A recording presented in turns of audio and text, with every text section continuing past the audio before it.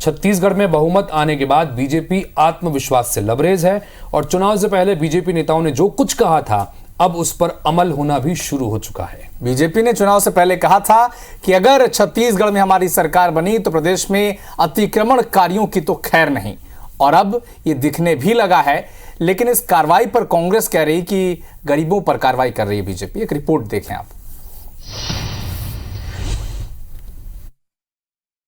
निश्चित रूप से जिस प्रकार से आज अपराधियों के हौसले बढ़े हैं, जिस प्रकार से लव जिहाद की घटनाएं बढ़ी है, निश्चित रूप से आने वाले समय में जिहादियों के ऊपर, अपराधियों के ऊपर बुलडोजर तो चलेगा।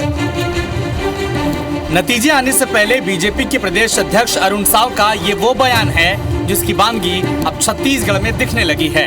अब पहले इन 5 तस्वीरों को देखिए। छत्तीसगढ़ में सरकार बदलते ही बुलडोजर वाली कार्रवाई तेज हो गई है। प्रशासन सख्त मोड में दिख रहा है।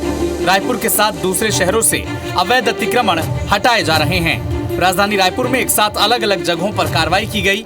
आज पहली कार्रवाई जब्बार नाला वीआईपी तिराहे पर हुई। यहाँ नाले के ऊपर कब्जा कर अवैध तरीके से दुकान का निर्माण किया गया था, जिसे आज सुबह निगम प्रशासन ने हटा दिया।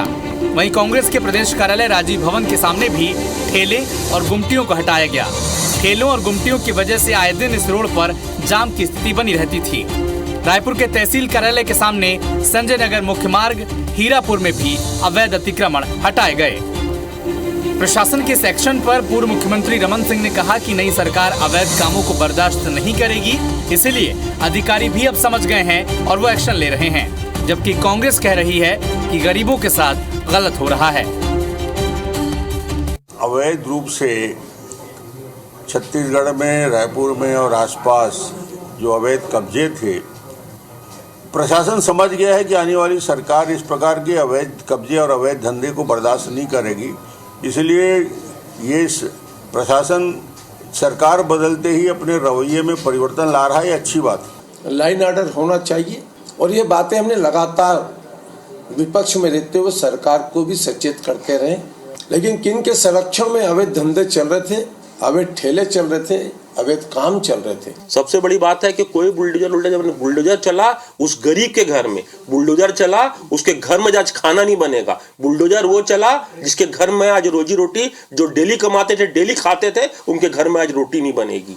ये चला है बुलडोजर। अब तो व्यवस्थापन किए थे उनका, बिना जानकारी के कार्रवाई हुई है। भारतीय जनता पार्टी तो बुलडोजर 15 साल भी कितने गरीबों का मकान भारतीय जनता पार्टी ने तोड़ा, कितने लोगों को बेघर किया, ये किसी से छुपा हुआ नहीं है।